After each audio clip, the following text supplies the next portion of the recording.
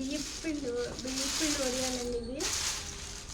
ఒక గ్లాసు పిండికి 4 గ్లాసులు నీళ్ళు పోయాలి. 2 గ్లాసుల నీళ్ళతోటి పిండి కలుపుకొని పోసుకోవాలి.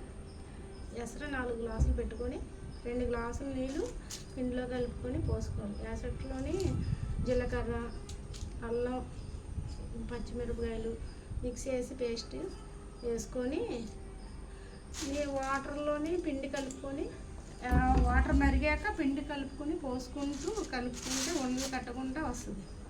దాన్ని చక్కగా క్లాత్ తడిపి డాబా మీద పరిసేసి వడియాలు వేసుకున్న తర్వాత కొంచెం ఆరాక క్లాత్ని కొంచెం లూజ్ చేసుకోవాలి. పైకి వెళ్ళి అలాగా జరుపుకుంటే అతుక్కోకుండా ఉంటాయి. తర్వాత వచ్చి ఆరాక వెనక నీళ్ళు చల్లుకొని తీసుకోవాలి. తీసుకున్న తర్వాత నిదానంగా తీసుకొని అవన్నీ ఒలుచుకొని చక్కగా క్లాత్ పరుచుకొని ఆరబెట్టుకొని 3 రోజులు బాగా ఎండ కాస్తే 3 రోజులకి నీట్గా ఎండిపోతాయి. అవి తీసుకొని ఒక దాంట్లోని పోసుకొని పెట్టుకోవడం. ఎండాకాలం వస్తుంది కదా, వడియాలు అన్ని పచ్చళ్ళు అన్నీ వేసి పెట్టుకుంటే ఎండకి బాగుంటాయి.